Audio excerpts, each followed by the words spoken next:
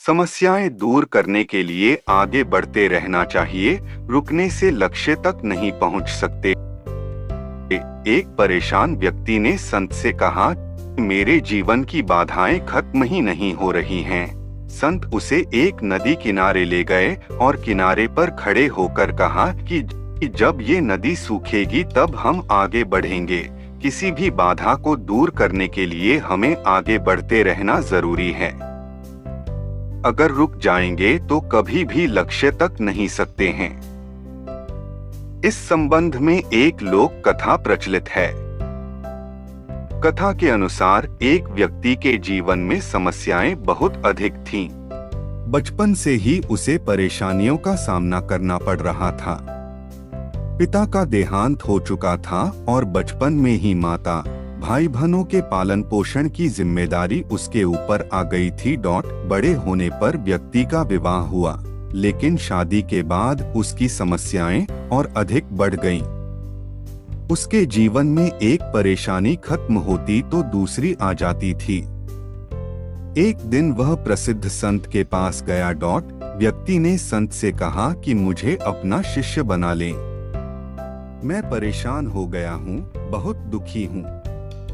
संत ने कहा कि ठीक, तुम मेरे शिष्य बन जाओ। मुझे बताओ क्या परेशानी है। शिष्य ने कहा कि गुरुजी, एक समस्या खत्म नहीं होती और दूसरी सामने आ जाती है, इस कारण मैं बहुत दुखी रहता हूँ। किसी भी काम में सफलता नहीं मिल पाती है। गुरु ने कहा कि ठीक है, मैं तुम्हारी समस्याओं का हल बता दूंगा। अभी तुम मेरे साथ चलो। गुरु नए शिष्य को लेकर नदी किनारे गए।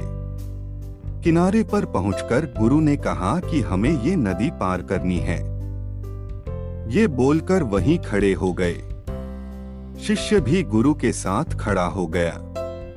कुछ देर बाद शिष्य ने कहा कि गुरुदेव, हमें नदी पार करनी है, तो हम यहाँ क्यों खड़े हैं? गुरु ने जवाब दिया कि हम इस नदी के सूखने का इंतजार कर रहे हैं। जब ये सूखेगी हम इसे आसानी से पार कर लेंगे। शिष्य को आश्चर्य हुआ। वह बोला, गुरुजी, ये कैसी बात कर रहे हैं? नदी का पानी कैसे और कब सूखेगा? हमें नदी को इसी समय पार कर लेना चाहिए। संत ने कहा कि मैं तुम्हें यही बात समझाना चाहता हूँ। जीवन में भी समस्याएं तो आती ही रहेंगी। हमें रुकना नहीं है, लगातार आगे बढ़ते रहना है। तभी तो हम उन्हें हल कर पाएंगे। आगे बढ़ते रहेंगे तो समस्याओं के हल मिलते जाएंगे। अगर रुक जाएंगे तो एक भी बाधा पार नहीं हो पाएगी। शिष्य को गुरु की बात समझ आ गई और उस दिन के बाद उसकी सोच बदल गई।